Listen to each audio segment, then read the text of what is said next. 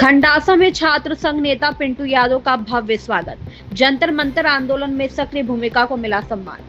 अयोध्या के अमानीगंज ब्लॉक की ग्राम पंचायत जिगनाही एवं खंडासा निवासी छात्र संघ नेता पिंटू यादव का दिल्ली के जंतर मंतर पर 45 दिनों तक चले आंदोलन में सक्रिय भागीदारी निभाने के उपलक्ष्य में खंडासा स्थित महेंद्र प्रताप यादव के कार्यालय पर भव्य स्वागत समारोह आयोजित किया गया। कार्यक्रम में पिंटू यादव का फूलमालाओं से स्वागत कर उनके संघर्ष, साहस और आंदोलनों में निभाई गई सक्रिय भूमिका का सम्मान किया गया। बताया गया कि आंदोलन के दौरान पुलिस द्वारा लाठीचार्ज और आंसू गैस के गोले छोड़े जाने के बावजूद पिंटू यादव अपने साथियों के साथ डटे रहे और आंदोलन में सक्रिय रूप से भाग लेते रहे। इस अवसर पर पूर्व जिला पंचायत सदस्य महेंद्र यादव ने पिंटू यादव के साहस और समर्पण की सराहना करते हुए कहा कि युवाओं की सक्रिय भागीदारी समाज में सकारात्मक बदलाव लाने का माध्यम बनती है। स्वागत समारोह में छात्र संघ नेता पिंटू यादव, हरिशंकर यादव, पवन तिवारी, पवन यादव, विनोद यादव, संजय यादव, अमित कुमार, मोनू यादव, विनय शर्मा सहित बड़ी संख्या में क्षेत्रीय गणमान्य नागरिक एवं युवा उपस्थित रहे। कार्यक्रम का समापन सभी अतिथियों के प्रति आभार व्यक्त करते हुए किया गया।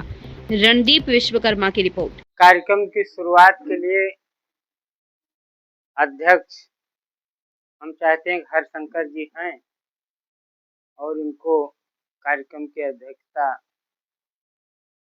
के लिए मैं अपनी तरफ से नाम जो है प्रस्तावित करता हूं। चाहता हूं कि आप लोग समर्थन करिए।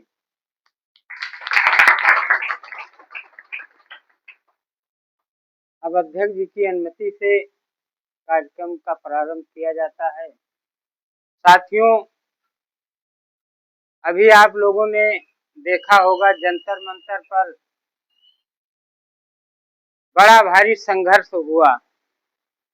सभी के मोबाइल पे आया होगा, कुछ न कुछ सबने देखा होगा। बहुत लंबी लड़ाई जंतर मंतर पर लड़ी गई। उसमें आपके बीच के पिंटू यादव शामिल हुए और 13 दिन तक इन्होंने संघर्ष किया और 20 तारीख को जब लाठीचार्ज हुआ तब ये पुलिस के उसमें आ गए और पुलिस ने 20 लाठियां इनको मारा। उसके बाद भी ये डटे रहे और देश के तमाम युवा उस संघर्ष में शामिल थे। लाखों लोग वहां बिना किसी के बुलावे अपने भाड़े से गए थे।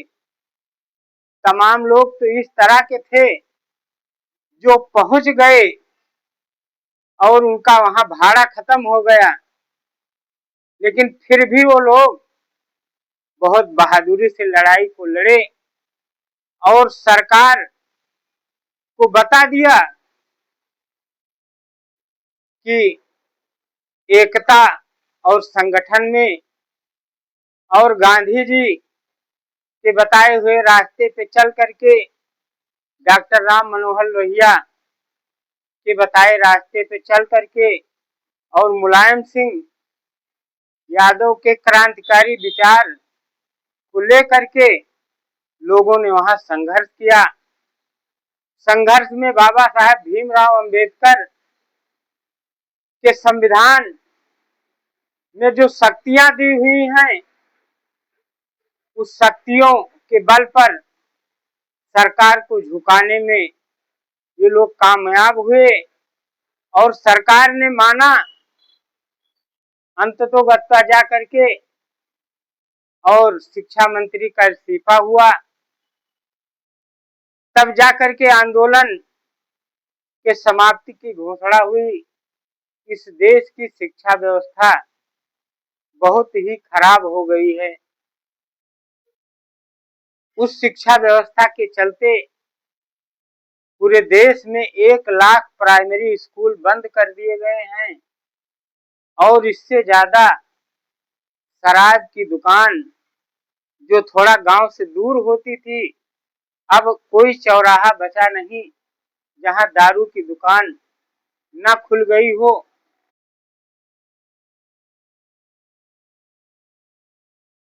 कि हमारे आपके बीच के लोग पढ़ाई लिखाई कम करें और जब पढ़ाई लिखाई कम करेंगे तब सवाल नहीं पूछेंगे।